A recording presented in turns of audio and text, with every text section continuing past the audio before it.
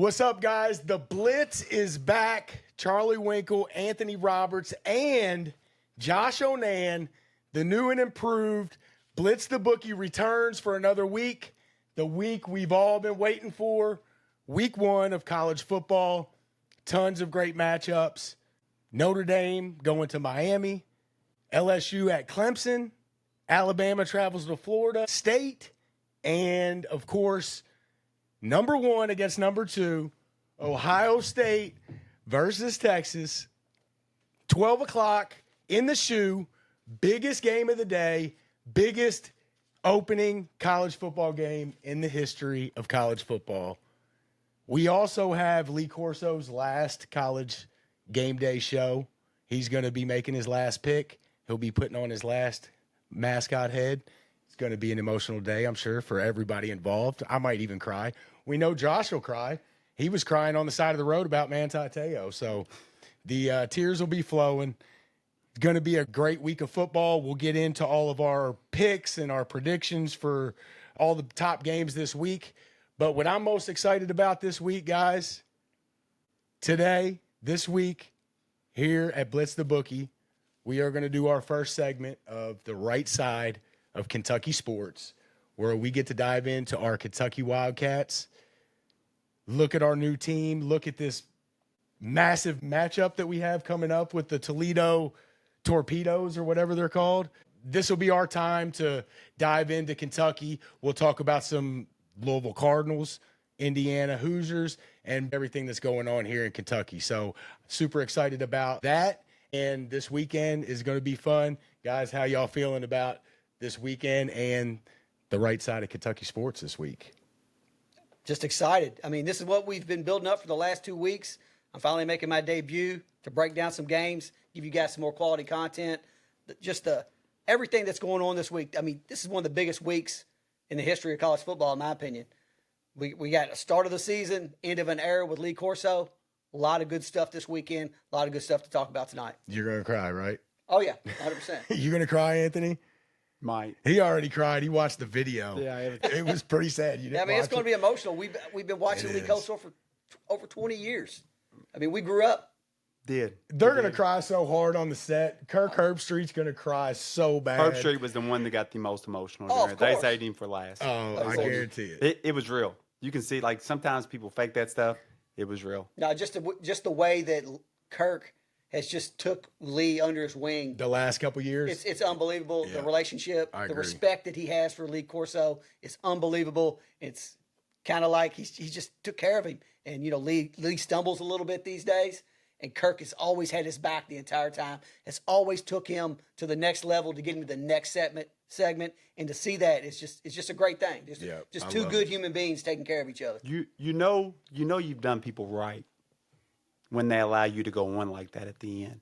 And good for you, ESPN. It was the thing to do. There's college football enthusiasts like myself, Saturday mornings. Lee Corso was just a big part of it. When I get older and look back at my life and tell my grandkids about, you know, how sports was, Lee Corso's name will come up. And I'm sure they'll have the new star and whatever it is. But Lee Corso will forever be a part of really what built College Game Day. He was a part of that first group of people that came in there and really started to build College Game Day. I look forward to hearing him on Saturday mornings. And as crazy as it sounds, because it ain't like I think he's some guru, but I look forward to his picks. Throwing on the team mascot head or whatever he did. That was always fun. It's going to be a sad day. But I'm excited about college football, guys. This is my time of the year. Weather's been a little bit cooler. It was a beautiful day here in Louisville, Kentucky today. You can definitely tell fall's starting to sneak in. It's not really chilly yet, but you can tell that summer humidity is not there, and we're starting to move on towards fall. Fall means college football season. It means NFL season. It means Blitz the Bookie is ready for an unstoppable year, guys. Super excited about our future, super excited about the future of college football and the NFL. Just ready to get started. Well, let's do it. Let's get right into it. Yeah, let's start it off, guys. College football. Awesome first week games. It's not really loaded top to bottom, but I would call this a top-heavy week of college football. I mean, you got 2 or 3 games that are absolutely awesome games. 3 games which feature top 10 team versus top 10 team. You don't see that very often. Week 1, college football. We might not see this in the future, guys, with these conferences taking on extra conference games. We don't know how it's going to work out. So enjoy this while this is here. And to start us off, I want to talk about how I noticed that all the talent is starting to go to certain teams. That's the NIL effect, but these teams are loaded, guys. I mean, I'd argue to say these teams are better than what the teams were 10 years ago because these teams are filling those needs that they needed within the portal. And there's just separation between the top and everybody else. That's a big thing I noticed. The big games of the week and all the great quarterbacks on display this week, guys. There's a bunch of them. You got Arch at Tennessee. You got Julian Sain with Ohio State. You got Nussmeier. Julian Sain's a big quarterback. Yep. He's All right, 5-star he's calling prospect. it already. He ain't even thrown a pass yet. Julian Sain, Nussmeier at LSU, Cade Klubnik, Raiola will be going against Cincinnati this weekend, and Ty Simpson, Alabama's new starting quarterback. That's always a big quarterback. So to get us started with week 1. Well, before you jump on, all that money you said, those top teams that are getting all the money that, getting all the top players, they're the same top teams from before all this started. But there's a bigger gap between them, and the gap's bigger. I agree. It's still the same teams, though. It is the same teams. We knew It's that. the same teams. But We knew that the was gonna gap happen. now from 10 to 15 to 20 ranked teams is getting These way. teams are I agree They're with stretching that, out. but it's all the same usual suspects. It is, but I don't think I say Notre Dame probably benefited the most. I mean, they've always they been have. decent, but first year, basically, with their how many years we've been NIL in 2 years? 2 years. 2 years. They're already in the national championship. They've got tons of money to spend, but I think it's all the usual suspects. All your Alabamas, your Ohio State, Oregon, of course. The Oregon, everybody knew they had They got money. Nike They money. went through They it. had- They had money before, and I mean it's your usual suspects. But you're right; it's just a little small group of teams, and everybody else is trying to fight just to keep up. That's why Kentucky. They've been talking about how much basketball is going to get compared to how much football is going to get. That's been the big topic.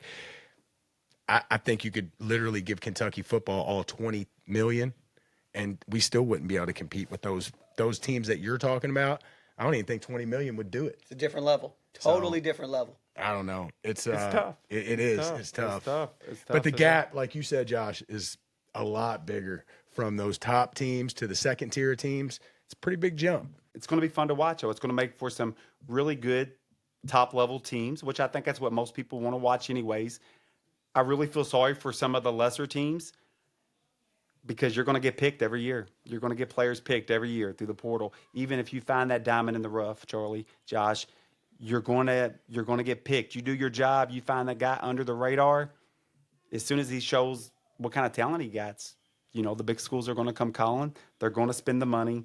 It's going to be the big dogs versus everybody else. You got to be able to, when you find a solid freshman, you got to be able to almost kind of hide him for a year and a half, year or two. And then when he's a junior, maybe he takes off, but you're going to kind of have to hide players. Yeah, Teams no like doubt. Kentucky, I do think there's Indiana. another side to that transfer portal too, because yes, a lot of guys are getting plucked, but those guys that go to those top 5, 6, 7 schools and they don't get to play that first year, those guys are actually coming to schools like the teams that are getting them plucked. So I think it's almost kind of a trade-off whether, you want to look at it like Alabama recruited the kid. He didn't play. Now he's transferring to Kentucky. There's a reason that he didn't play at Alabama. There's 2 ways to look at that. But, I do think there's chances for those other teams to get some diamonds in the rough that were second string or third string on a Georgia, Alabama, Ohio State. I agree with that. But Alabama and Georgia did get first look at them. They did. They got first look at them. But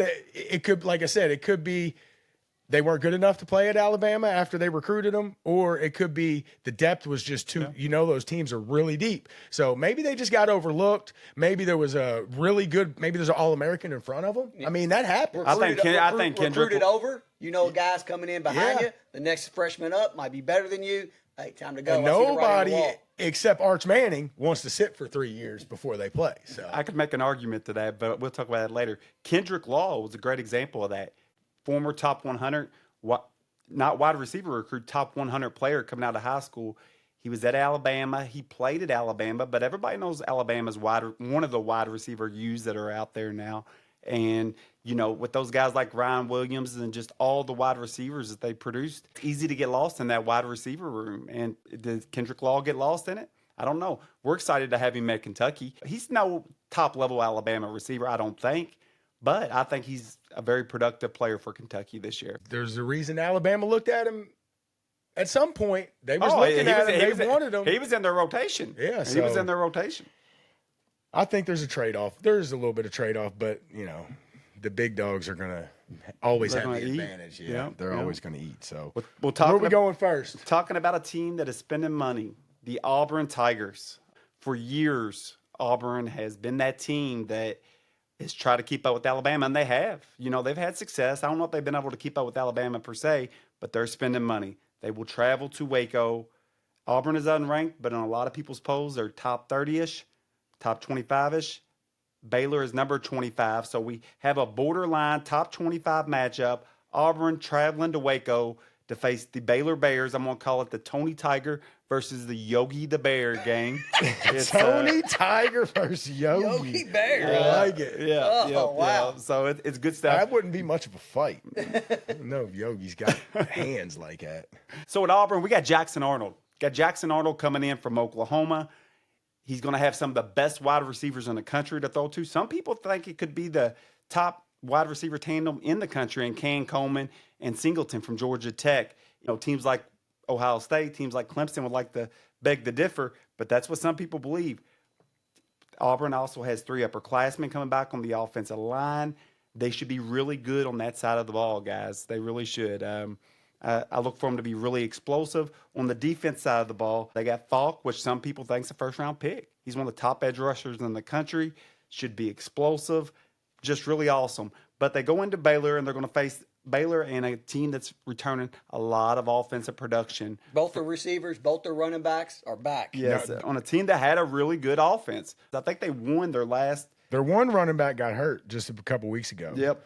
The Pendergrass kid, he's out for the year. But he was their second running back. They got the Bryson Washington, which he rushed for over 1,000 last year. So the big question is they lost, 2 of their top defensive ends and 2 cornerbacks on a defense that already wasn't that good. So the defense is going to be the biggest question, I think, in that game. So you have Auburn, a team with a lot of explosive players, a lot of big-time talent, going against a Baylor team that has a really proven offense and a lot of those players back, but a lot of question marks on that defensive side of the ball. Especially in the defensive backfield. Yep. Especially. Yep. But their front seven is so good at Baylor. To me, I think Auburn's got the better roster here. They did great in the transfer portal. You probably know more about that than me, Anthony, but I think Auburn was one of the top teams in the transfer portal. I'm sure they spent lots of money, and I think they have the better roster than Baylor. But like you said, the defensive backs for Baylor, I think, is an issue with the threats that Auburn supposedly has on the outside. I haven't seen them play yet, but you said maybe the best tandem. Is that what you're hearing? You got single. You got single. Well, Can Coleman, there was 3 big receivers that came out a couple years ago. It was Jeremiah Smith, it was Williams from Alabama, and it was Can Coleman. You didn't hear as much about Can Coleman last year because he got hurt almost all year. And then he came back the last 2 games, and he put up really big numbers the last 2 games. But Can Coleman was a really big thing coming out of high school, and he just got injured his rookie year. But you got Singleton, the one that really helped Georgia Tech have that outstanding year last year. But the buzz coming out of spring camp for Auburn was their defensive backs. Their defensive backs, they say they are so excited about. A lot of big-time talent back there. They're just really excited about that, the Auburn staff is. But as I'm starting to put all these pieces together, you're excited about your defensive backs. You got Falk on the edge, one of the top defensive ends in the country. You got these wide receivers. You got experience coming back on the offensive line. To me, if they have all of this, they have one big question. Jackson Arnold. Yep. Can he perform under pressure? That's it. That's it. The big question mark with him is he a dude for real? Or, they say that Oklahoma was one of the most beat up teams, injured teams last year. They lost almost all of his downfield threats last year. So is it a case that he really is a dude and he just lost all them guys? Or is it a case where maybe he's not? I think that's the biggest question. To me, Baylor needs to stop the run, stack the box, and force Jackson Arnold to make decisions under pressure and see what he's got. Because I think, like I said, Auburn has the best roster. But it's in Waco at night. I think this is a night game. This is Friday night. It's the night, it's Friday night. Hey, they are a proven offense. They're getting a lot of production back from that offense. That's the bright spot on their Baylor? team. Yeah, Baylor. Oh, yeah. and their quarterback's nice. Yeah. Was Robertson? Sawyer Robertson. Robertson. He's a good runner. He's a solid quarter. Look, I think the key to this game is Baylor stopping the run. I think if Auburn establishes a decent run game early in the game, it's going to be trouble, because I do think Jackson Arnold is pretty good. And I think if he gets some protection and he's got all these weapons, I think he'll be fine. Got to put some pressure on him, stop the run game, and put a little bit of pressure on him. Have him make a mistake or two and see how he responds. Because you can't let him get comfortable. There's been questions about this kid. Can he respond to a lot of questions. Negative, negative play or mistakes or whatever it is? There's question marks about, can he do that? I'm not saying he can or can't. He's one of the biggest mysteries in college football this year. I'm buying on him, but I think it's a huge mystery with him. To me, Baylor's defense really has to perform at a higher level than what we've seen. If not, Auburn's going to be able to score at will on them if that defense does not show more life than what it did last year. What about Hugh Freeze? Quick buy or sell. Just a quick buy or sell now. I'll buy him. You like him? I like him. I like him in Mississippi. I don't know if I like him or not. I'm really not sold on him. Yeah, I agree. I liked him in Mississippi. He's in my layaway line. I really liked Auburn last year. I think Auburn was sneaky good last year. They were a play or two away from winning a lot of really big games. They were explosive. Ken Coleman got hurt. They had him. Would that have really helped Peyton Thorne? They had a bunch of wacky games last year. They had the game against Missouri. They had them beat, and I think there was maybe a lot there of was those games. Was that the game? There was a game where there was a late pick six that lost in the game. That might have been Or Missouri. I feel like they had a big lead on. There was the other game where the quarterback back for the other team, went to the hospital. Oh yes, that was. And then came back. He came back and they gave the game-winning drive. Yeah. What? Yes. You don't remember that? Yeah, He got X-rayed and. I'm trying to Who think. was It wasn't No, it Jack was Missouri. Quesson. No, it was their It quarterback. was Missouri's quarterback? Yes. Okay. It was their think so. quarterback. Yes. Yeah, it was their quarterback. Yeah. And Missouri ended up winning that game. And I Auburn want to got say they had a 10-point lead or a two touchdown lead. And I'm not taking up for Auburn, but once their quarterback went to the hospital, you could see Auburn. I watched that game. Got really conservative. They were like, "You're not coming back," and they weren't going to come back with that backup quarterback. He couldn't move the ball at all. Missouri's quarterback had left for the hospital, and then he comes back. It's almost That like, was so wild. yeah, it is. It is. So I'm really bullish on Auburn. I do think Baylor's got a really nice offense, and they got some good pieces of team. It is a night game, right, Charlie? Yeah. It's in Waco. It's a Friday That's a night. tough place to play. It's going to be a good game. It's on a tough Friday place to night. play. Yeah. It We're really not going to is. spoil our picks. We'll do our picks at the end of the show, but I went back, and this might have been the one out of all the ones we looked at that I went back and forth with trying to pick a winner on. No that. doubt. So It should be a good game. Yep. Well, we'll move on to the next game. Very big game. Top 10 matchup. Number 6 versus number 10. I didn't come up with this name. This is a name known for this game. Cons versus Yes, Catholics. sir. The Catholics versus the convicts. Yes. Notre Dame versus Miami. If you're not aware, 1988, that's what the buildup was. Catholics versus Cons. Of course, Notre Dame is the Catholic school. Miami was this rugged, tough, thuggish, what people called. I don't call stuff like that thuggish, but that's what some people call it. It was everything what people thought was good versus everything what people thought was bad. It was an awesome game. The Catholics did win on a failed 2-point conversion. One of the better 30 for 30s, too, on ESPN. No doubt. So all I can say about the game as we lead up to it is the smoke is cleared at the Vatican. The starting quarterback for Notre Dame is C.J. Carr. There was a battle going on for a while. Was it going to be the upperclassmen or was it going to be the young stud C.J. Carr, the big recruit?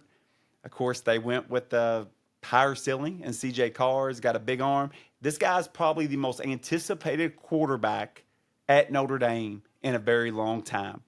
I think he was the number 4 quarterback coming out of high school. Notre Dame's been waiting for this guy. and his time is now. He's still very young. He ain't no Carson Beck. No. He is not he's going no on the Carson road. Beck, baby. On the road to Hard Rock Stadium. It is. 7:30. That's a night game. It is. It is. Does he got Shannon Dawson calling plays for him? Shannon? So you got Carson Beck and Shannon Dawson. You got It's a 1-2 hit. You got 1-2 punch right there. You got Mario Cristobal and Shannon Dawson on the same coaching staff. I don't know if I trust that or not. So we know Shannon Dawson. He's a former Kentucky OC. Offensive coordinator. He's actually well liked at Kentucky. I just don't know if he's at that level of where he is right there. But Cam Ward, a Heisman. the big news out of Notre Dame is they let 4 guys leave. Almost got a Heisman. Oh, yes, right. Yeah. I was thinking, Travis Hunter won the Heisman. He got him there, though. 4 offensive linemen they have let leave the portal, go to other schools. These guys were either starters or former starters, very high-level offensive linemen. But what I've learned about Notre Dame is Notre Dame just don't let people leave. They got more money than anybody. The word was they weren't promised nothing. Because when all those guys, if you remember last year, beginning of the season, Notre Dame was starting all those freshmen because they had injuries. Well, those freshmen were really good. Really good. And Notre Dame knew they were good. And some of them weren't injuries. Some of them were just calls by the coaching staff. And some of these upperclassmen, word on the street is, got intimidated that they weren't going to get playing time over these sophomores coming back.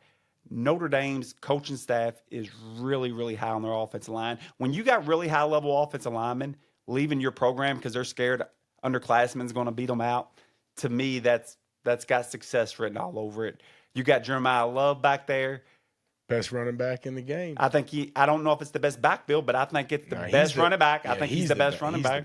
Yeah, I do. I think Penn State maybe has a better 1-2 punch, but Jeremiah Love is the single best running back in the league with the great offensive line, with the savior, C.J. Carr. I'm not a big Freeman guy, but, they have one of the best coaching staffs in the country. Golden did leave to be defensive coordinator with the Cincinnati Bengals, but you still got Mike Dunbrook running the offense. And to me, Mike Dunbrook is the head coach here. With Mike Dunbrook and Golden last year, that might have been one of the best coaching staffs I'd ever seen. But all in all, Notre Dame's excited for the season. They got Leonard Moore and Gray out there on the corners, 2 of the best corners in college football. Leonard Moore, starting as a true freshman last year, is great against the run. They really got a nice-looking team. But so does the Miami Hurricanes. They got the $6 million man, Carson Beck. And they got a new defensive coordinator, which was probably the biggest thing they needed from last year. I don't know who he is, but whoever he is better than what they had last year. No doubt. They ranked 67th. They were giving up 40 points a game. 67th. They had to – they what? 67th. What? Pass defense ranking. Oh, yeah. Overall, it was probably worse than that. I mean, I feel like they gave up close to 40 a game. They had to score in the 40s to win almost every game. 67th, pretty bad when you consider you're facing not SEC or Big Ten offenses every week. So, look, Miami losing Cam Ward, coming in with the $6 million man, Carson Beck. I'll never forget the quote Kiffin said after they paid him $6 million. Kiffin said, "Did they watch the game when he played us?" Kiffin's he's a tool. He I always love takes it. some jabs. No, he Always. does. He does. I don't think he's worth $6 million. Maybe other people do. I think they overpaid big time for that guy. I don't always believe the numbers either. I'm with you on that. What, the money number? Yeah, I'm with you. I mean, know. they may be just telling that, so then they got a buddy that wants a couple bucks down the road. I There's agree. no got $6 telling million. what you can believe when it comes to that. That's stuff. a lot of money. That is a lot of money. I agree. So last year, Cam Ward had great protection, had some good wide receivers. He had all day to throw it back there. Had all day to throw it. I think maybe that's with some of his early struggles at Tennessee, or maybe Tennessee just ain't that good, the Titans. But They ain't no good. Carson Beck should have time as well. They get All-American offensive tackle back. They have a solid, not even solid, they got a good offensive line in Miami. So that should be there. Now, on the other end, the wide receiver room, they lost their top 6 wide receivers, and they didn't replace them with much. People that are Carson Beck supporters would say he didn't have many tools last year at Georgia. Well, he's going to have the same problem at Miami. Now, he'll have a good offensive line to protect him, but a lot of weapons on paper just aren't there. So, for me, I'm sure they had to fill them spots with something, but I agree because everything that I saw said they really focused on their defense in the portal. They got 4 new starters in the defensive backfield. I don't know how good that is either. 4 new, and you're saying all new. Lost their top wideouts 6 and stuff like that, and they didn't get no big names. That's gonna be a problem. And Notre Dame's defense is legit, and their defensive backfield might be one of the probably top 5 in the country. Leonard Moore and They Gray. brought everybody back from last year in their defensive backfield. Yeah. Safeties, corners, all starters, all back from a team that went to the national championship. They're going to be a problem. And I tell you something else. Leonard Moore started as a true freshman last year when their starting corner went down, and he did awesome. But the one thing you don't see from corners much is, the reputation with corners is they don't like to tackle. Well, let me tell you, Leonard Moore does great in run support, which is very unusual for a corner. So keep that in mind. Leonard Moore is really good against the run, which you hardly ever see a cornerback be good against the run. So keep that in mind. To me, I think the only chance Miami has is establishing that run game, because I just don't think they have the weapons on the edge to attack Notre Dame's DBs. They'll have to get the run game going. I think it'll be a game that's played at the line of scrimmage, but the problem with that is I think Notre Dame, they have no problem with the game becoming a line of scrimmage game. Notre That's Dame what wants they want. that. I don't think Miami wants that at all. No. Miami, I think, is going to try to throw the ball around, even though they're probably going to have issues with that defensive backfield. I think they got to establish the run. I think Miami's going to try to establish the run. But I just don't think that's the type of team that Miami is. Who knows? It's a new year. Maybe I'm wrong. But I see them trying to air it out a little bit. There's going to be no home field. Is anybody going to be at this? I mean, I'm sure. I bet there's just as many Notre Dame fans as there is Miami fans. They don't care about that down there, do they? No, I don't think Remember so. when I do think the stadium will be fairly full just because it's an opening weekend. But I agree with you, Anthony. It'd probably be more Notre Dame fans. Notre Dame travels as good as anybody in the game, country. Right? Is that Sunday? Is that Saturday, 7:30? Is that right? No, that came on Sunday. That's on Sunday. It's a night game Sunday. I'm not sure. I got Sunday written down here. No. Catholics versus convicts. For me, the coaching staff's a big deal. You got Shannon Dawson and Cristobal versus Mike Dunbrook, which I have nothing but the highest regard for. They did replace their defensive coordinator, Golden, which left for the Bengals. But still, Mike Dunbrook is a genius. He showed it time and time again. He's a Notre Dame guy. Should be a fun game to watch, though. Yeah. Top 10 matchup. It is Sunday night. Sundays. NFL's not till next week. We get a little action on Sunday. Yeah, no doubt. No doubt. The next game is we're going to stay in the SEC. I'm going to call this game, as Josh helped me with this nickname. He just reminded me about it. I came up with the nickname. I'm going to call it the Family Reunion, the Beamer Family Reunion. You got Beamer, which is, of course, the legendary Beamer of Virginia Tech. It's his son, and they will be playing where his father coached and probably where he grew up, Shane Beamer, as a kid, Virginia Tech. So Where's the game at? it's at Virginia Tech. No, the game. This is in Atlanta. Oh, it This is. in You're Mercedes-Benz. right. You're Yeah, right. Mercedes-Benz Stadium. It is. Yep. So it's a neutral site game 3:00 Sunday. You'll get this game at 3. In Atlanta. In Atlanta. in Atlanta. Makes sense. Virginia Tech and South Carolina. Let's play in Atlanta. When you say the name South Carolina in 2025, you can't say the name without saying Sellers. Their quarterback Sellers. Rex Specs. Yeah. Listen, I wasn't a big fan of his last year, but I got to admit when I'm wrong, the guy's a star. He's a star. He's just so good with his legs. He's a decent passer, but the guy's a threat with his legs. I think he ran for like 160-something yards against Clemson last year in that game. He can see so good. Yeah, I guess. Cheater. Really sees the field well. He's a cheater. Last year, I really feel like the defense was just loaded top to bottom. This year, I really think it's the offense. They brought in some transfers on the offensive line. The Harvard kid at wide receiver, he gave up track and is focusing just on football now, which he probably should do from all the rumblings coming out of South Carolina. Now, their defense did lose a lot of people to the NFL draft. They still got Dylan Stewart. They do get Dylan Stewart back. Sophomore Dylan Stewart. But they had about 8 guys get drafted, so they're going to have to replace a lot of guys there. I love Dylan Stewart, old Josh. I do. I think he's a star. Does he look as good without having offenses be able to maybe to focus on him more? I don't know. That's the question. That's the question that comes to my mind. Going up against Virginia Tech. Virginia Tech's got a lot of issues going on down there. They got 30 new transfers. They do. They're 6 all, and 7 last year. their offensive line, the one bright spot they had, Xavier, he transferred out. Their defense should be decent, but a rebuilt offensive line, they're just not going to be able to produce many points this year. I don't know. Are y'all fans of Sellers and Beamer? I love Sellers. I'm looking forward to this being his coming out party. Right. I mean, this is Anthony touched on it, but Shane Beamer, his dad used to coach Virginia Tech, Frank Beamer, during the Michael Vick days. And I was always a fan of. in time. Remember, special teams. Always that Beamer Always special had the teams, yep. blocked They a did. field goal, They or did, got a yeah. safety, Yep. or ran a punt back. It was always some type of special team things with those early. And they always had a pretty good team. They with did. him. They did. They were always competitive, but I don't see them. Kind of a blue-collar team. Look, But I I'm don't not a big see them- Shane Beamer guy, but I got to give him credit. He did better than what I thought he would do at South Carolina. So I give him credit where credit's due. But that's just a quick one we wanted to touch on right there, guys. It's not one of the highlighted games of the week. But as Kentucky fans, we do face South Carolina. And Sellers is a bona fide superstar. He's a Heisman candidate. So I think he's somebody we needed to talk about. And, of course, the freshman superstar, Dylan Stewart, last year. It'd be fun to watch him, how he grows as a sophomore this year. Yeah, that's a good game on Sunday at 3 o'clock. Again, standalone game at 3. Someone who doesn't watch a lot of college football wants to see a fun player. I highly recommend tuning at 3 o'clock. At least watch Lenore Sellers run around with his rec specs. Well, you see, I let them take over on that one because right here where I got Virginia Tech versus South Carolina, it's blank.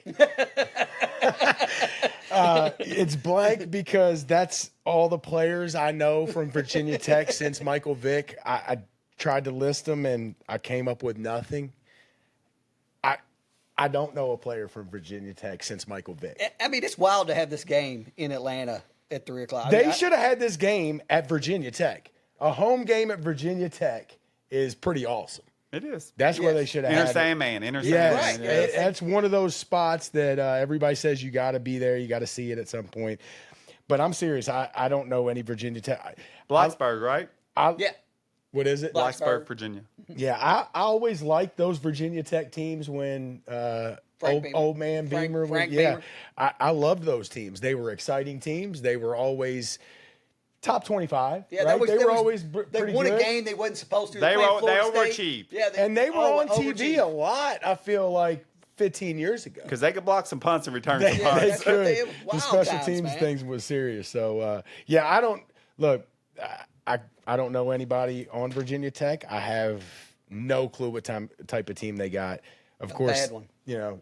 are they supposed to be I bad? think Their they're gonna be bad. defense would be decent, but their offense is going to struggle. Yeah, South Carolina, Rec Specs, Beamer. I don't like anything about this team. They love Sellers. I can't stand it. I don't love him. I just He's a respect him. bum. I just want to watch him play. He's a bum.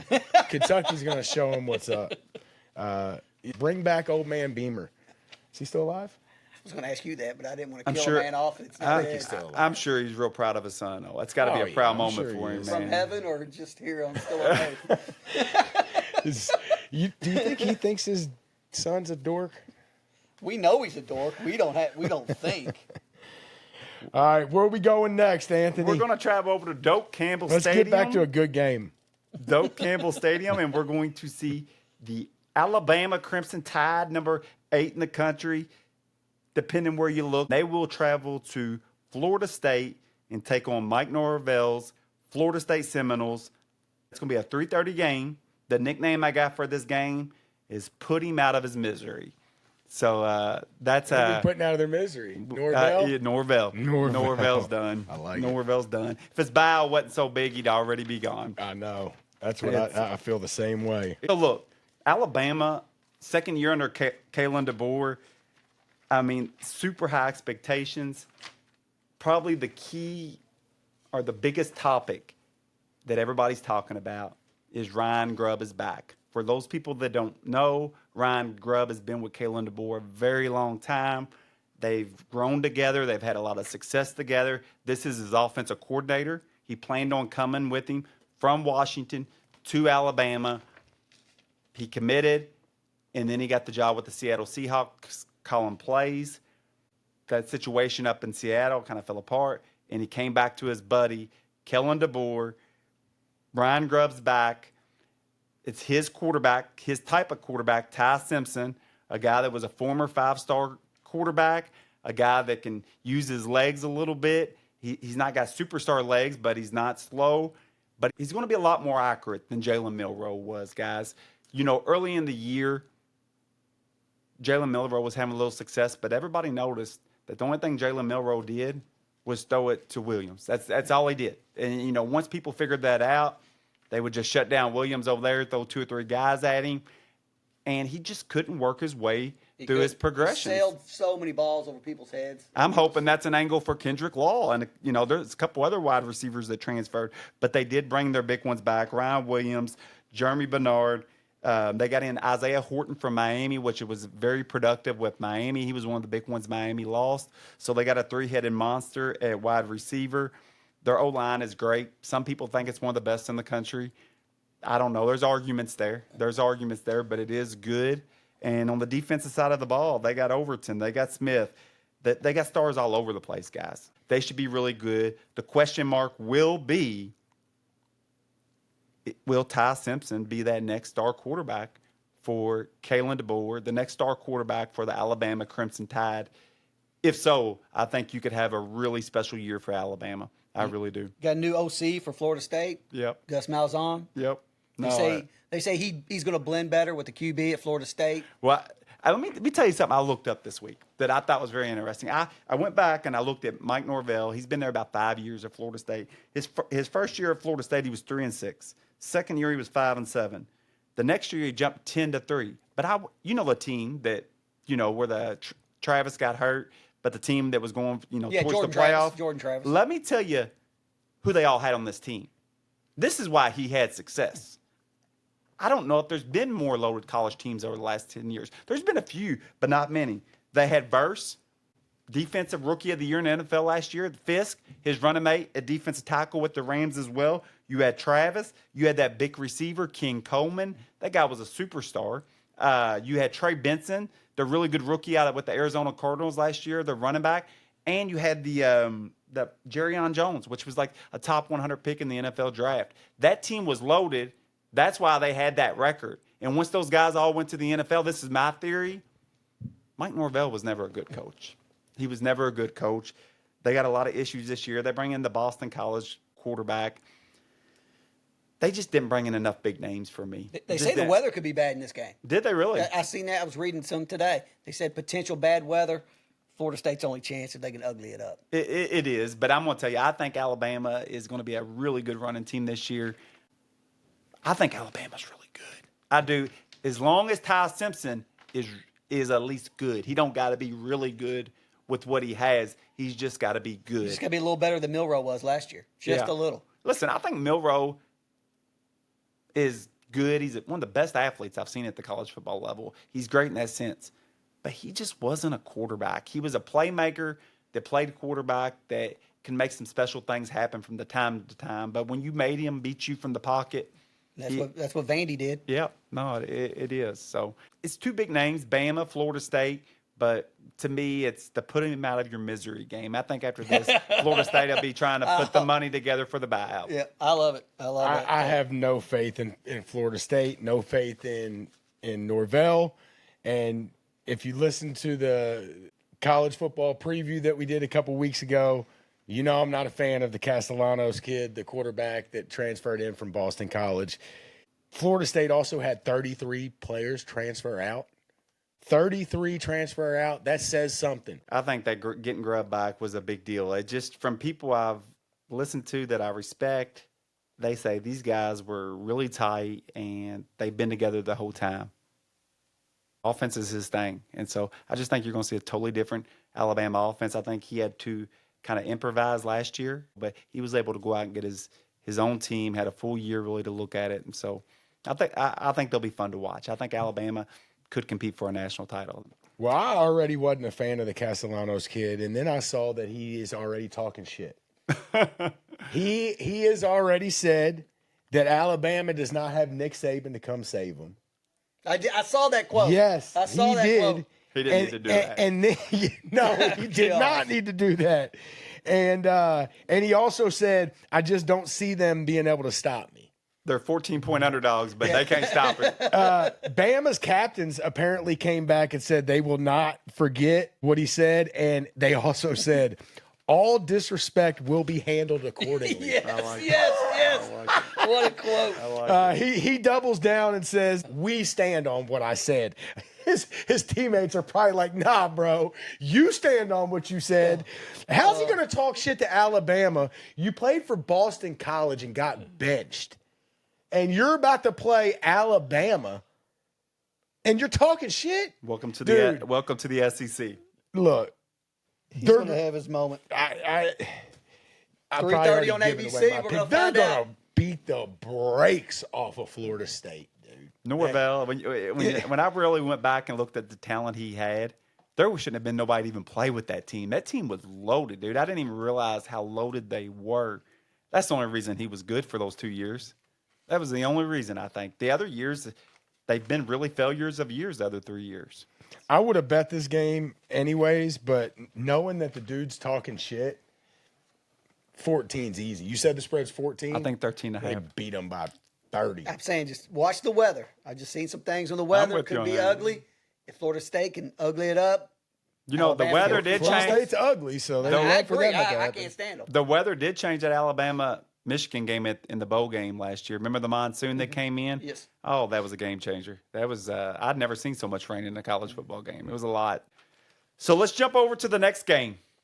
This not as good as the game of the week, but dude, It's close. it is close. It's close. Top I 10 cannot matchup. wait until this game, for real. It might end up being at the end of the year. I don't think it will be, but it could be at the end of the year, end up being a better matchup. It's number 9 versus number 4, the battle for what's the real Death Valley, the battle for who's the Tiger King, but I nicknamed it Soldiers versus Mercenaries is what I nicknamed it. It is the LSU Tigers. Tiger King would have been better. That Tiger- that was I like really the good. Tiger King. Tiger Who's King. the Tiger King? Yeah, the It's, Tiger King. I yeah. like that. LSU will travel to Death Valley. Tigers versus Tigers. Death Valley versus Death Valley. They will travel to Clemson, and they will face the Clemson Tigers and Dabo Swinney, the king of very rarely using the transfer portal. He actually brought 3 transfer portal players in this year, 0 last year, 2 the year before, and 0 the year before. That's why I nicknamed it Soldiers versus Mercenaries. Dabo's all about culture. Dabo's all about developing players, getting guys that are in his system. And LSU is kind of the opposite, which I can't say nothing because that's where Kentucky is too. But LSU is a bunch of hired hands. But I want to tell you something I noticed, guys, last year. And I heard somebody talk about this, and I thought it made a great point. You're seeing a lot of these teams, and I'm going to watch for this angle as the season goes on. But when teams start to get beat at the end of the year, they didn't have the year they thought they were going to have, they're really quitting on their coaches. Not just quitting a little bit, but they're quitting a lot. And I think a lot of it comes from that mercenary kind of deal. But I have questions about this year's LSU offense. I'm probably one of the only guys in the country that does. But there's one part of the team that I think they're going to take a step back, and I think it's the key to winning in football. So Garrett Nussmeier was great last year. Had one of the best offensive lines in the country, weapons, great offense. Nussmeier's a great talent, but he did have a lot of time to throw the ball. He was well protected. One of the best pass blocking offensive lines, best offensive lines, period. Where was the run game at then? It Because stayed it in was it. non-existent all year. But they had a great, I agree, but they had a great O-line. They had a great O-line, and they were able to protect him very well. They're replacing 4 of those 5 starters this year, and there's a lot of question marks around their O-line. They got plenty of wide receiver talent. I mean, when you got a guy like Barryon Brown that's maybe not even one of your top 3 wide receivers, you know, he'll do a lot in the kick return game, but he's going to get plenty of playing time. But there is about a 4 or 5 man rotation of really explosive receivers. But teams that had success against Nussmeier have been able to put pressure on him. Think the Florida Gators that game last year. Think the Alabama game last year. When Nussmeier got pressure, not saying he don't know how to handle it, but that it is when you've seen him have not as much success. And with not having as good as offensive line, I think that might be an issue for LSU this year. On defense, I think they're slowly getting better on defense. I really do. They brought the new defensive coordinator in a couple years ago. but they're still not elite. They picked up a few key transfers on the defensive line. They too. did. I know they focus on the defensive line. They did. But growing up for me, LSU had some of the best defenses every year. It was always their offense. They always had a good run game too. Yeah, they did. They run the ball, play defense. That's what they did. But they got some questions on the offensive line. I think they will take a step back there. They got a question at coach. That's where their question's at. I think so too. I think Kelly's got a lot of pressure on him in this game. I almost think he's putting maybe too much pressure on his team for this one game. I don't know. It just maybe LSU's putting too much pressure on themselves for one game. That's all they're talking about. And LSU's all in, guys. They've spent, I think they were the #1 portal spender this year. They really went out and spent the dollars in the portal. I do think they have a nice team. When I say I don't think they'll have like as much success as, just maybe not as much as what everybody else thought from a passing game standpoint, just because I don't think they'll have as much protection. But they'll still be a top 10 team. So don't think that. I think they're just going to drop off. But they're traveling to Clemson. And, guys, I tell you, the more and more I dig on Clemson, the more and more I analyze their football roster. They got the best roster in the country, don't they? They might. I got it written down right here. Maybe best roster in the country. They might, guys. I mean, they are loaded, dude. They are loaded. They got a lot of NFL guys. Dude, they got 3 of the top 20 wide receivers in the country.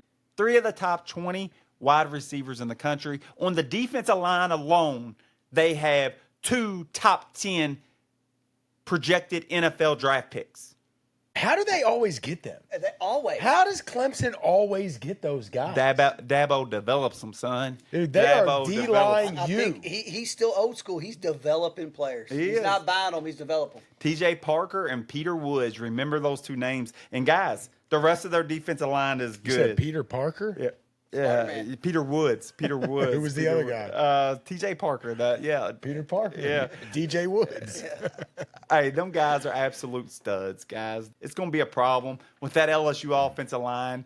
They better hope that they hit really big, because I tell you, that defensive line is going to put pressure on Nussmeier all night without even blitzing. There's no need to blitz. And we've seen kind of how that works out when you don't have to blitz, when you can just get there with your front 4, what that does for the rest of your defense. When you can just drop back in coverage and get there with your front 4, and you have really good DBs, good luck. Good luck. And Clemson, they're just loaded all over the field, guys. They got Sammy Brown at outside linebacker, a freak. They got Davis at running back. I mean, they got the total package. Cade Klubnik is the Heisman favorite. Guys, if you want to see a roster, dig into Clemson. We all know what Dabo Swinney is. Now we know why Penn State's defensive coordinator left Penn State for Clemson. Remember, everybody wondered, why did Penn State's defensive coordinator leave? He's going to have a great defense next year. You know, they have a chance to compete for a national title. Yep. He seen what was on that defense at Clemson and said, oh, let me have some of that. Which in return, Penn State went out and got Knowles from Ohio State, because Knowles probably seen what Penn State defense was all about. Everybody's for sale now. People are moving all over the country. Should be a fun game to watch. I do think Nussmeier's special. I think they got some weapons. I give LSU a puncher's chance just because they got Nussmeier, and they got some talent on that team. I'm not going to act like they don't have no talent, but I know you said you had them maybe as one of the best rosters in college football too, Charlie. Yeah, and if LSU cannot establish a run in this game, they'll be in for a long night. Brand new offensive line, your first time as a unit together, and you got to go to Clemson at night. And their against defense that front 4. And LSU's defense struggled last year. I know you said you think they're getting better, and from where they were, because they were really and low. I'm sure they did. And like I said, key transfers on the defensive line, that's all good. But they struggled last year defensively. To me, in this game, I do worry about LSU just being maybe too jacked up. I don't know if maybe that's not even a thing. Maybe that's a false narrative that people put on teams. But I do think that you can be too jacked up sometimes. And to me, LSU, this game matters more to LSU. I think it matters a lot to Clemson. But the thing with Clemson is Clemson loses this game. They play in the ACC. They run the table. They end up 11-1, and what does this loss do? It will hurt them in seeding, because you know what the narrative would be at the end of the year. They could beat all the ACC teams, but they couldn't beat LSU. So it would hurt them in seeding at the end of the year. But I think if LSU loses this game, dude, LSU might end up, and I'm not saying this is going to happen, but they might end up 8-4 at the end of the year, and maybe like they could be a top 5 roster in the country. Their schedule is ridiculous. So I think a loss here for LSU means more, and I think Brian Kelly probably knows that. Can they be too jacked up for this game, put too much pressure on themselves? I don't know, but Clemson's a tough place to play. Clemson's got the better coach. They're at home. It's going to be tough. LSU better start to run the ball. They could win the game and still go 8-4. LSU. They might. You know, you know what? right. And they could go 11-1. And I do they think could. they have that kind of talent. I do think they got do. it. If that offensive line lives up to, what some people think it could be, then maybe it could. I do think it means a lot to Clemson in seeding because LSU will have plenty of other games to prove themselves. Clemson don't have that schedule, so people's going to get their opinion about Clemson after this game. Like, Absolutely. they could run through the ACC but lose to LSU. Well, you do it against the ACC. And that'll be the narrative, and that'll be the eye test too, and rightfully so. And instead of being maybe a 3 or 4 seed, they'll be a 6, 7, 8, whatever. doubt. It'll hurt them. No, it will. So but it's a I big do game. think it's more important for LSU, and we'll see what happens. I'm super excited. What time is this game? This is that's the 7:30 game Saturday. 7:30 Y'all- Saturday. y'all That's might the think game I'm- right there. Y'all might think I'm crazy. I would love to go to either one. But if you gave me a pick anywhere I could go to a game this weekend, I would take that game. I just think I think Clemson's a cool atmosphere. I know Ohio State is too, but Nussmeier, Klubnik, I would love to see that game, that night game, Death Valley. I would love to be there. I would. Be in the shoe, baby. For that game. Yep. Yeah, they're both awesome games. Is that where we're going next? Let's do this buy or sell first. Okay. You want to do a little Yeah. quick Yep, rapid yep, fire buy yep. or sell? I like Is it. that all we got? It's the game of the week left? Yes. We're going to do the little quick hit on Nebraska, Cincinnati. them. Yeah, we'll quick hit on them. Let's do this buy or sell real quick. A little rapid fire. Right. Haven't talked a lot about him. Kid was getting super hyped last year. Controversy at the end of the year. Nico out at UCLA. Buy or sell Nico this year. Is he getting overlooked now that he's out west? Is he going to be a stud? Is he going to have a big year? Buy or sell? I'll buy him. I don't think I think it'll help him. Of course it'll help him be out of the SEC. Still in the Big Ten. Still in the Big Ten. But I still think the I SEC. forgot about that for a second. I still. It's like he's going out to the Pac-12 now. He's playing Ohio State. I've done that. But from top to bottom, I think the SEC's just got more strong teams. I think the Big Ten's a little top heavy. Nico's a question mark for me. I'm going to buy him, but I wouldn't buy him with a lot of money. What you got? I'm selling him. He went out west. I could care less. I'm selling too. Okay. I think he was overrated. I do too. He did some bonehead things. Hyped up too much. Didn't they always talk about him playing volleyball? Did he play volleyball? He looks like a volleyball player. But I'm going to They tell you, always showed him highlights of him playing volleyball. Long and athletic. dude, Heupel's that guy when it comes to offense. If he didn't want that kid, I believe in Heupel, even though I don't like him. He won him. He might not have been able to afford him. Nah. Maybe. Selling him. He'd have got him back if he wanted him. I don't think he wanted him. I think I'm Nico wanted selling the big Nico. dollar.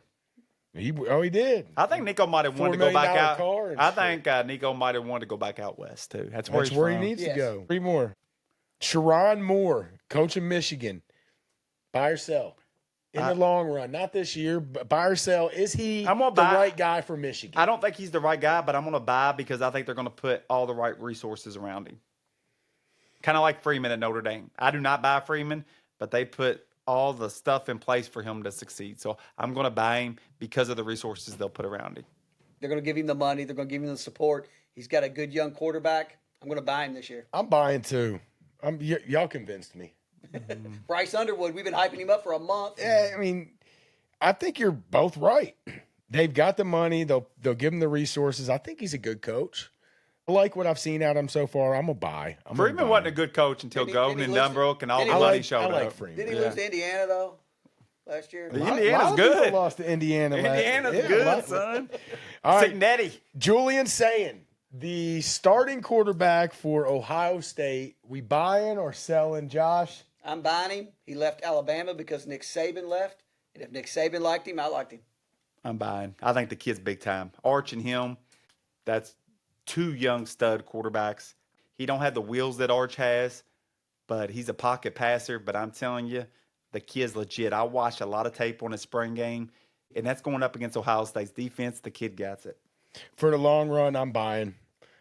I don't know a lot about him, but highly recruited kid. I'm going to buy him, even though I'm still a little bit sour about Ohio State pushing my guy Kyle McCord out.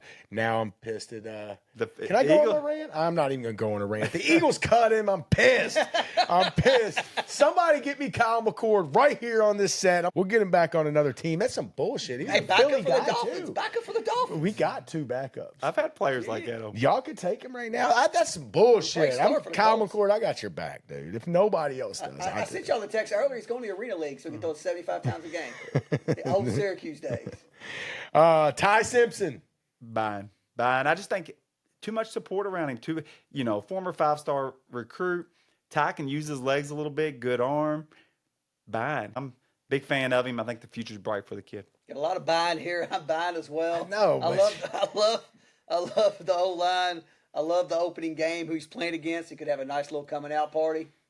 I'm buying him. I'm selling him just because they bought him. Sell. Alabama, even though he'll probably have a big game against Florida State because they suck. But I'm selling just because they said it was too much buying. Hey, guys, real quick. I'm going to find something for Anthony to sell real quick. Arizona State making a playoff for second straight year. Buy or sell? Oh, I thought he was selling. Fuck. I'll buy it. Fuck, I thought he was going to sell. No, hey, I'll sell it. I'll sell it. Buying. I'm a big fan of Levitt. Ataboo's gone. They might start drug testing them over there again. I'll sell it. All right, that's all I got. I'm selling it. I was trying to get it. You selling? You selling? Hey, real quick. Huh? Oh, yeah, you got Texas Tech. Watch out for Iowa State. That was a good game. Iowa State, Kansas State game. That was a good game. Hey, real quick. Florida State, when the Seminole comes out in the field, the horse, the Indian, the Flames. Tell me that ain't one of the coolest entrances in college football. Doesn't he stab it at something midfield? Does some badass shit, dude. Especially some bad dude. That gives you cold chills when you watch that, dude. You're like, let's go. Badass shit. So, guys, a quick hitter before we jump into the big game. We got what I'm going to call the chili and cornbread game. The chili and cornbread game. Skyline versus Jiffy. I love Skyline. Jiffy, is it the Jiffy cornbread? Is that what it is? Yeah. Well, we got cornbread. Nebraska, which is known for their corn, number 24 in the country. Jiffy cornbread. Versus the Cincinnati Bearcats, Satterfield. Cincinnati's known for their chili. And Skyline. And Nebraska, the Cornhuskers, of course. So it's that time of the year, chili and cornbred game. That sounds so good. That's my favorite one. It sounds so good, the chili and cornbread game. Not from Skyline, though. You don't like Skyline? It's either you like Skyline or you don't like it. I like it. It's either you like it or you don't like it. Cinnamon in it, that shit's nasty. Oh, it's good. Good stuff. Good stuff. It's kind of like White Castle, you know? It's like you got to have an acquired taste, and you can only eat it like once or twice a year. I'm going on a decade without it. Throw some cheese and onions on it. I'm telling you, it's good stuff. Might have to get me some. Real quick, you got Dylan Raiola, one of the best quarterbacks in the country. A lot of people like to call him Pat Mahomes Jr. This game will take place in Kansas City, Missouri. Right there where Pat Mahomes is. Watch them. There's a lot of similarities, guys. Why? I don't know. It'd be pro Nebraska. Stadium, I guess. It'd be pro Nebraska. Are they playing in the Chiefs Stadium? Kansas City, Missouri. I'm guessing. Yeah. A lot of people comparing him to Patrick Mahomes. The kid's a stud. Because he looks like him. Yeah, but he's good. They wouldn't be comparing him to Patrick Mahomes if he was a white boy with blonde hair. No, I agree with that. He does look like him. He looks exactly like him. He plays and he tries to do all the accessories and the haircut and everything. It's kind of wild. Kid was a top 2 quarterback coming out of high school. Had a good year last year, even when they had their Marcus Satterfield, which is no relation to Satterfield up at Cincinnati, as their OC. Few games through the year. Rule had seen enough, they said. And he demoted him. He didn't fire him. He demoted him and brought in Dana Holgorsen, former West Virginia coach. He came in right away. He challenged the offense. He was start barking at the receivers. We're not blocking. We need to simplify things, shorter passes. Don't everything need to be long. And instantly, Dana Holgorsen got that offense turned around mid-season. You're going to see a lot more of the same. one of their big transfer coming in was the Pritchett kid from Alabama. But supposedly he's jumping off sides too much. He's not disciplined enough. A big, massive talent, but just a lot of mental mistakes. The rule said he's not sure if he's going to start. And if it was today, he don't think he would start. Is that bullshit? Is it not? I kind of think it is. But Rule is definitely telling these players you're going to have discipline. Because I know Hardly Gilmore from Kentucky got kicked off the team right away. Gilmore and Key transferred there this past year, and Gilmore got kicked off the team right away. They're saying Rule's really holding people accountable. Rule really likes his offensive line this year. Dane Key coming in from Kentucky.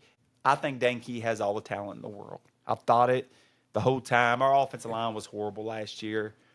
I wasn't a big Barryon Brown guy at wide receiver, but I still think Dane Key has a lot of talent. They also bring in Hunter, another big body wide receiver. So these wide receivers they have are really big guys, a very good offensive line, and they let one of their running backs transfer to Kentucky this past year. And once Dana Holgorsen came in, he started featuring Emmett Johnson. So they're expecting a big year out of him. The defense, they replaced some guys, but there's a lot of talent sprinkled across.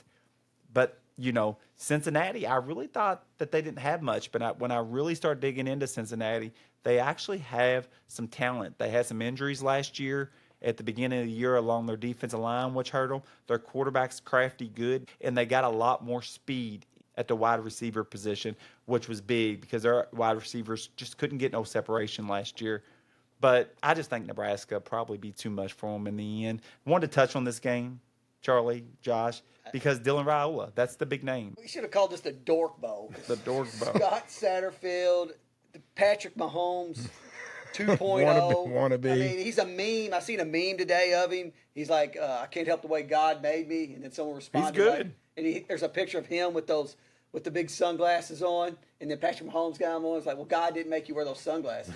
Is this Raiola? Yeah. Oh, Jesus. I didn't even know it was. Yeah, that's cool. So, That's funny. I don't know. I mean, I do like watching him play, and I will tune into this game a little bit. It's not on my radar. I'm not. If they were playing someone else besides Cincinnati, I'm not going to watch Scotty Satterfield ball. Who watches Cincinnati Third and 8, football? he's running a draw. He's a horrible coach. Cincinnati football is worse than Minnesota football. Why'd they hire him from U of L? Satterfield was really bumming it out at U of L, and they decided. They saved U of L. Yeah. They literally saved And U of L. Cincinnati was on the upswing. They really were. That's when they had Sauce Gardner, they had Desmond Ritter, and then they brought Satterfield in. It's like, but Yeah, I like Matt Rule. I think Nebraska is on the incline. I like what they're doing down there. I think he's a really good college coach. I don't have nothing for Cincinnati football. So, Raiola, is he the guy? Is he not? I don't know. We'll see. We're going to find out. I think Nebraska's building on something down there, so they should have a better year. I think they were all right last year. Yeah, They started especially out when okay, Dana hit Holgorsen some came in at hit a OC. few bumps, but they had a solid year, so we'll find out. I probably won't watch any of this game, so we'll just have to check in with Anthony and see what happened, but catch some highlights. But I'm not watching Nebraska and Cincinnati. Too much good stuff on it. Matter of fact, hold on. Is that a Thursday game? I think it is on Thursday. I'll probably watch it. You should watch it. I think Nebraska's No, I do. I'll watch Raiola. I'll watch Raiola. But I'm with Josh. Like, the Cincinnati part is just not appealing at all. They got Travis Kelce. They started off 5-2, and then they kind of fell off. So it is what it is. All right, guys, if you are watching on YouTube, you see that we had a little change up thrown at us here. Technical difficulties is forcing us to record this a couple days late, the second half of the show. Me and Anthony are here at the set. Josh is at home, but he is with us remotely. Let's go. Guys, a lot of people say this podcasting thing's easy. And yes, turning the camera on and recording yourself talk, it's easy as hell. But all the other stuff that comes with it that you don't really think about until you actually start doing it, it adds up, and it ain't easy. Nope. And I don't know if many people would have done what we've done this week. We're here for the people. For you guys. Yeah, we're here for the people. We make it happen for the people. Let's get into our picks and the game of the week, Texas-Ohio State. Anthony? Here we are. Here we are. Take 16. Sorry, this is going to get out. This is going to get out a little bit late this week, guys. It's not because we haven't tried. I'll just say that. So let's get into the picks real quick and leading up to the game of the week. the one everybody wants to hear about, Texas and Ohio State. So the first game we want to touch on, let's jump to you, Josh. Pick it first, South Carolina, Virginia Tech. You know who I'm riding with? I love Dolores Sellers. This game's in Atlanta. Virginia Tech just don't have enough. It's all South Carolina. I think they're big. Virginia Tech doesn't have enough. Gamecocks, SEC, baby. You know who I'm going with. Give me Virginia Tech. I don't like nothing about South Carolina. South Carolina's overrated. Rex Specs is overrated. You said he's a Heisman candidate? He's good, dude. Did you say that? He's good. Yeah, he's No, good. He's not. He's He beat UK by overrated. 35. If it's just about running quarterbacks, he's the best running quarterback in college football. South I Carolina's love his game. overrated. Their coach is a dork. Their quarterback wears Rex Specs. I can't stand South Carolina. Give me Virginia Tech and the unknowns. I'm calling them the unknowns because I don't know who they are, but give me Virginia Tech in Atlanta. Let's go. For me, it's real easy. South Carolina. The offense is going to be really good this year. I do look for the defense really to drop off. They lost a lot of players in the NFL, but the offense actually gained some players. So the offense will be more explosive. Second year with Sellers at the helm. As Charlie talked about, he's a Heisman candidate, which I think deservingly so. Maybe more so than Arch Manning. Arch Manning's played a few snaps, and he's already one of the Heisman favorites. So I love Arch, but I don't get that logic there. But anyhow, I'll take South Carolina. Easy win. Where are we going next? Alabama will travel to Tallahassee and face the Florida State Seminoles. Who you got, Josh? I love Bama big here. Bama big. Florida Bama big. State. I like that. Bama big. If there's weather, they say there could be some weather. I haven't checked in the last couple of days. At first glance, they said there could be some storms. If it's muddy and nasty, maybe Florida State keeps it within the spread. But I think it's just too much. Norvell's on his way out. Florida State needs a hurricane to come through there and take the whole team away because it ain't happening. I wish you would have split these two games up because I'm going to say basically the same thing. I have no trust in Florida State. Don't like the coach. Not a fan of this quarterback. And I'll say, just like you've said before, said on somebody else, if he comes out and balls out, I'll say I was wrong. But I'm not a fan of the Castellanos kid. I think Norvell is on his way out. That big buyout wasn't there. He'd probably already be out. Bama, big. Just like you said, Josh. Roll Tide. Roll Tide. I'll tell Florida State fans this. Charlie Ward's not walking through the door. You know, it's I'll just say that. First, Winky? Yeah, Bobby Bowden, he ain't walking through the Dion. Yeah, none of them are walking through the door. Norvell's he's been there about 5 years. First couple years at Florida State, he really struggled. Then he got just blessed like every coach does every once in a while, maybe once in a career, and just gets a freak group of players. He had Verse with the Rams, defensive rookie of the year, Fisk, Trey Benson out there with the Cardinals. He had the King Coleman guy. That team was loaded for those 2 years. That's when he had his good records. He lost all those players to the NFL draft last year, and you've seen what happened. I've watched him coach just like everybody else has, just as a fan. I just don't see it with him. I think he got a hold of a really special group of players in that class.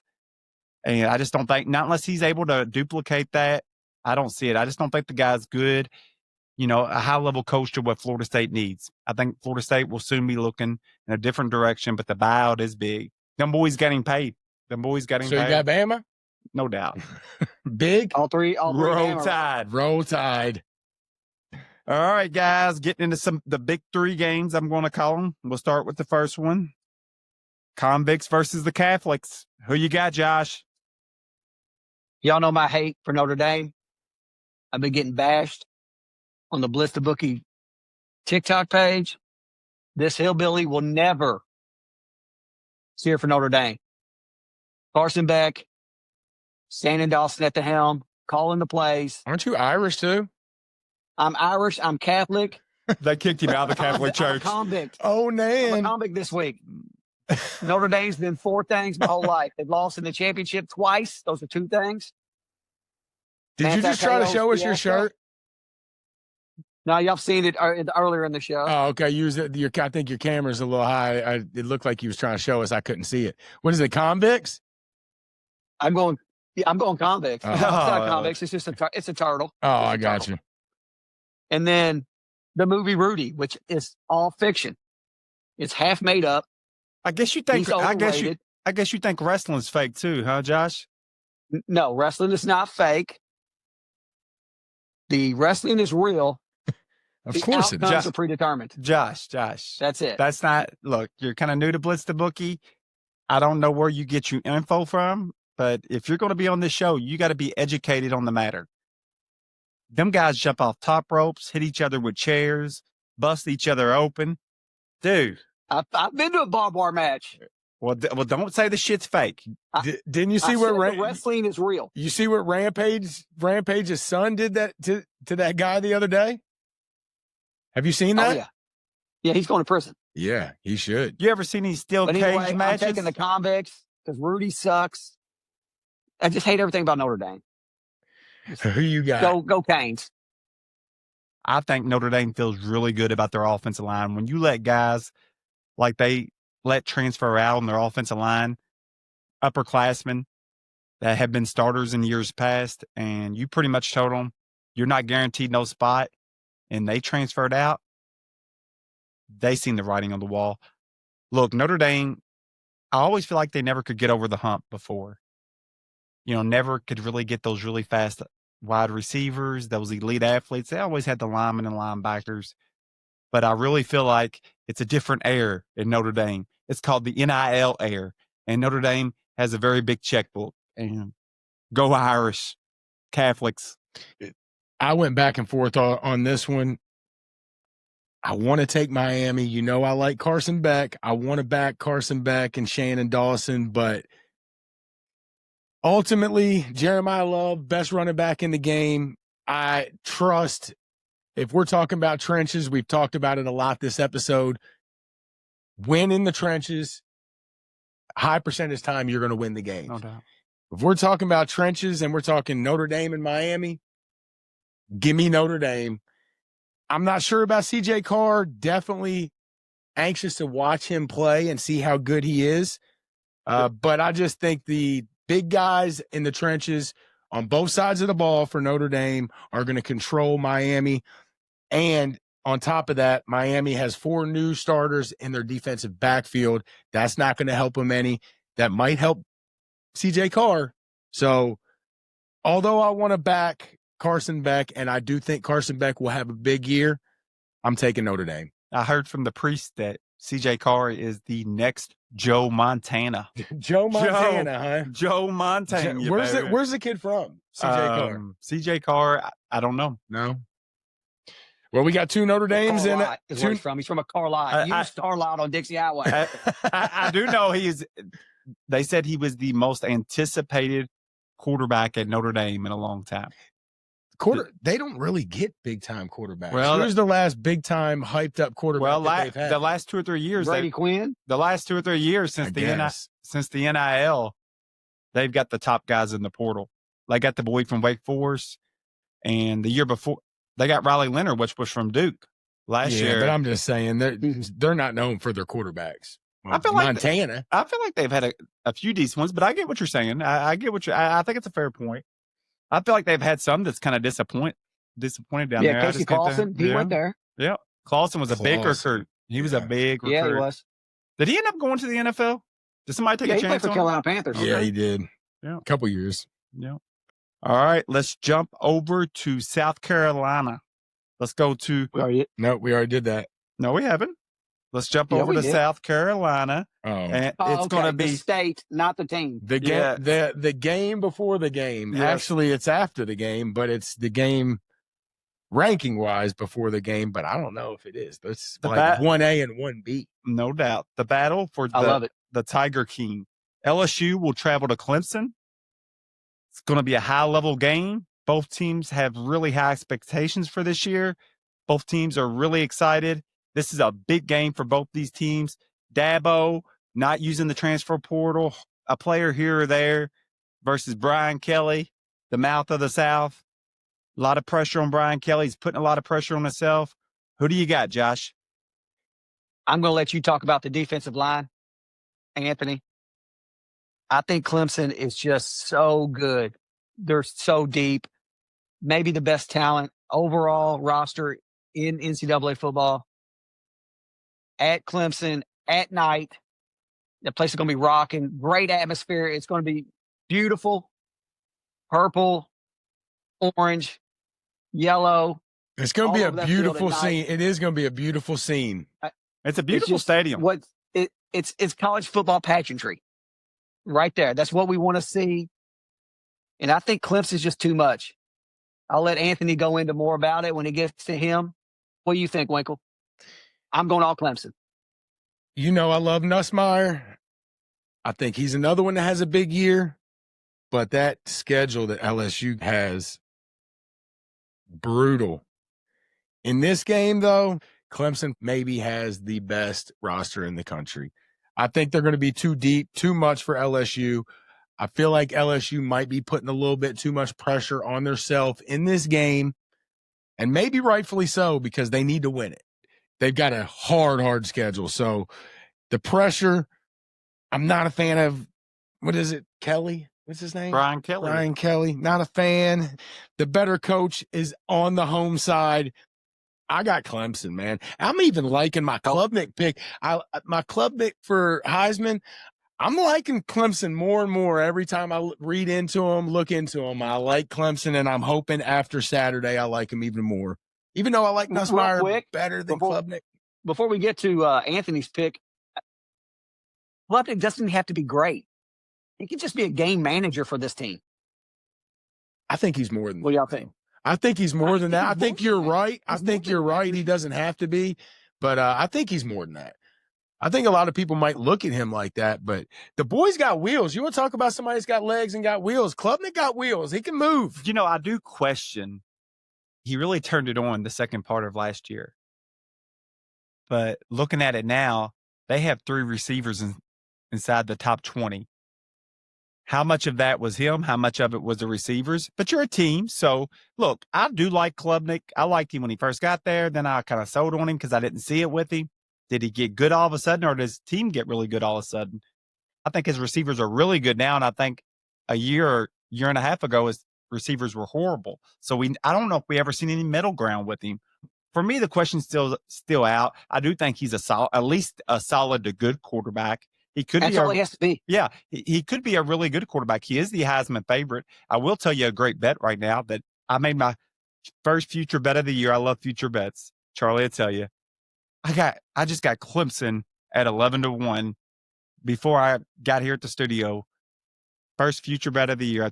I just thought it was a great bet, 11-1. I'm not saying I think they win it. I'm not saying I think they won't win it, but I think 11-1 is too much. They were like the 5th pick. That's too much for that talented of a roster. I agree. If they're the 5th pick right now, that's Yes. that's good. 11-1. I would have guessed 7, 8, 6, 7. Yeah. Something like that. Right now, I feel like they got to be like a top 2 or 3 pick. But how are they 5? That's surprising. I'll break the game down like this. If you gave me one quarterback in the country, you said, "Hey, you're going to start a college football team. We're going to draft players from all over college football, and you get one player in college football for this year." I really don't even think it'd be. I might take DJ Lagway. I might, but I'd probably take Garrett Nussmeier. I'm really high on Garrett Nussmeier, but at the same time, Nussmeier had an awesome offensive line last year. Awesome. They lost a lot of guys off that offensive line, including the big boy that went to New England like as a top 5 pick. That matters. When you have that good of offensive line and you go to maybe you got a good offensive line, there's a lot of questions there. To me, there's not a lot of questions with Clemson. They got one of the best defensive lines in the country. When you get a chance to watch this Woods kid, wow.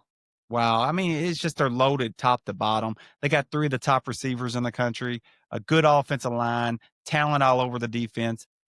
And look, guys, you like him or not, Dabo's a coach, man. The guy can coach. He stood up to the transfer portal. I think he's took 4 or 5 guys over the past total of like 4 years from the transfer portal. Good for you, Dabo. He was one of the ones that stood up to it.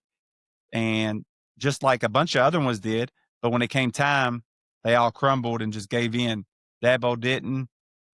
Clemson loves him. It's a great community up there. I've had a chance to visit up there a bunch. My wife's family lives So up who there. you taking? Clemson. Goodness Dude, I'm gonna gracious. tell you. Hey, I'm gonna say this: if you would go to Clemson, you would be a fan of Clemson. I'm just telling you, you would. It's a cool community, man. It really is. That's our It type of is. people. That's down there in South Carolina. That's our type of people. You would like Clemson way more than you would like South Carolina. And I know South Carolina's Speaking of like, SEC. who do you like in this freaking game? Clemson. I like Clemson. They're going to give LSU's offensive line along. I think that defensive line is really going to get a lot of It's penetration. strong. It is. All right, let's get on to this game of the week. The big game, guys. The game everybody's been waiting on. Everybody's been talking about it all summer. I'm sure Texas has been looking forward to it for 7 months, 20 days. Last time they met, college football semifinals last year, Jack Sawyer strip sack down by the goal line to seal the game. Texas was going into tie late in the game. Hell of a game. Texas has revenge on their mind, and everybody's super excited about it. You got Arch Manning versus Sand, even though I think the game's going to come down to defense. Both of these teams have elite defenses, and it's all about these young quarterbacks. It's going to be a long day for these young quarterbacks, but I do think you're going to see some explosives, but I'll get into that in a second. Real quick, Josh, who do you got? I love Texas. I'm rooting Texas. for Arch. I'm rooting for the Manning family. Y'all see, I don't know if my finger's pointing at the right. Y'all see that 16 jersey right there? That's Arch. I'm rooting for him for the Heisman to be a top pick, maybe be a Saint or a Colt one day. You like that? You like that little Colts idea, didn't you? Yeah. I got you second guessing that Saints thing, didn't I? Colts got Daniel Jones, son. They defensive might be line. going to the Super Bowl. Colin Simmons. I hope he gets after the quarterback at OSU. I could imagine that dude chasing me around for 4 quarters, and I hope he gets after it. I'm looking so forward to this game. I hope it lives up to the hype. Let's have good football. I hope Texas gets them. We knew That's who I'm taking. We knew you were taking Texas. Look, I think Arch is obviously the big story here, but to me, I'm going to be watching the matchup in the trenches, back to the trenches again. Texas is only returning 1 starter on their offensive line. How much will that affect the protection for Arch That is a and word. the run game? It's a very big word. But like we have talked before, Texas didn't do a lot of work in the transfer portal this year. Not on the offensive line. Yeah, and so they got money. I'm just guessing that they had 5, 6, 7 guys sitting last year that are ready to play this year, and that's why they didn't go heavy in the transfer portal on the offensive line. So I will be watching the matchup because not only are they replacing 4 guys on their offensive line, Ohio State is replacing 8 starters on their defense. So That's the yes, they have the 2 best players on the field on each side of the ball, maybe the 2 best players in the country on each side of the ball. But Yes. I think overall, we're going to have to watch that matchup with especially the offensive line of Texas. Can they get the run game going? Can they protect Arch? Because I think Arch is ready to go. I love everything they did for the past 3 years. He's probably the only big-time player in the country that would be willing to do what he did, sit like he did, wait his turn. We do not see that anymore. Everybody's ready to transfer if they don't get their turn. They want it now. I love what they've done with Arch, and I think he's ready to go. I think he's prepared. I just hope the offensive line is good, but playing at the shoe is not going to be easy. But your boy saying, I know you like him, his first outing is against Texas. That ain't going to be easy either. I think it's going to be tough for both young quarterbacks. But I trust Arch more. I think he's going to run less, obviously, because he's going to be a starting quarterback, but he's still going to be very effective with his feet. So, look, on the road, in the shoe, first game of the year, tough to take the road team in that situation, but that's exactly what I'm going to do. I'm rolling with Arch. I'm with you, Josh. Arch is ready to play. Sarkisian gets it done. I think he needs this game. Give me Texas. I got you. Hey, real quick before we move to Anthony, I didn't mention this a second ago. If this game was at 7:30 versus noon, I think I may tip towards Ohio State a little bit. I just feel like games at night in college football are just built different. Oh, they are. You know that they But I tried. think They tried to move this to a later time, and Texas Right. they blocked it. Yep. Take it from there, Anthony. I just want to throw out that No, little you're point. good. So look, I'm a huge Manning fan. The whole family. I even like the grandpa. I'm old school. I like Arch. I like what I see from Arch. I'm excited about him. I think he's going to be awesome. But guys, he's one of the Heisman favorites, and he really ain't done nothing. Nothing. And I like him. I like the little stuff I've seen. He's prepared. That's what he's done. But he's is he done should something. he He's been in the lab. should he be getting all the credit, the Heisman favorite? I mean, listen, I love the guy, and I do think he looks talented. What I see, but you got to prove it on the field too. And going against Ohio State's defense, they have two of the best corners in the country over there, guys. They have a very legit defense too. I think Texas has maybe the best defense in the country. Clemson's pretty good too, but Ohio State's right there with them, guys. They got the best defensive player. Yeah, well, they got him back there at safety. Their two starting corners, two of the top 5 starting corners in the country. So you got Caleb Downs in the back, two of the 5 of the best starting corners in the country. So 3 out of your 4 DBs are the best, and everybody else is new. But I will say this. Where I really do like Arch, especially for Texas, for the past couple of years, everybody would tell you that Texas has been having trouble running the ball. Sarkisian's offense is all about play action. That's just kind of what he does. They've not been able to establish the run. If they've been able to establish the run, they really would have been deadly because their defense was really good last year, but they weren't able to establish the run. I think a big part of that was that people are doing these RPOs and nobody ever honored Urs on the handoff, that he was going to take off and run it. So them defensive ends were always crashing down. They were cheating down. Now with Arch, they had to stay home. So you're going to get more of a true defense there, which I think will help Texas establish their run. In today's college football at the highest level, when you're facing these kind of teams, if you don't have an element of being able to pull that in the quarterback run, the defenses are so set up to guard all these spreads that there's so much speed on the field.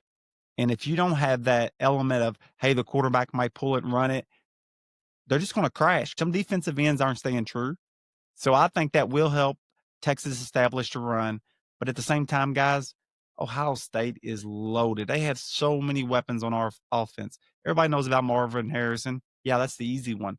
Carnell Tate, awesome. You got the transfer from Purdue, Claire. Jeremiah Smith. Yeah, you said Marvin Harrison. Not Marvin Harrison. Oh, Jeremiah Smith. Y'all know who I'm talking about. But it's you got Carnell Tate. You got Claire from Purdue.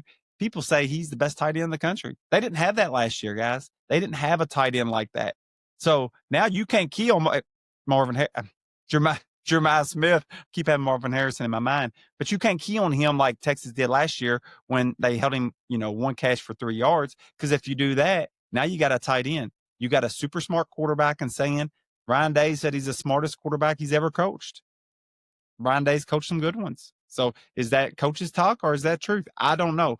I know Arch was the number 1 quarterback coming out of the country in his class. Sam was also the number 1 quarterback coming out of high school in his class. So it's a battle of, top-rated 5-star guys. I like Arch. I think Sands going to be a good one too. I like Arch's wheels. I like Sands' weapons on offense a little better. Like Charlie said, the game I really think will be determined on Ohio State's defensive line versus Texas's offensive line. I think that's the key matchup in the game. I love that Ohio State's got the Purdue transfer over there at tight end. That gives them another element. It's really tough. But as I sat here and I still haven't really made my mind up. But as I sat here and try to make my mind up, who's going to win this one, Josh? He already picked.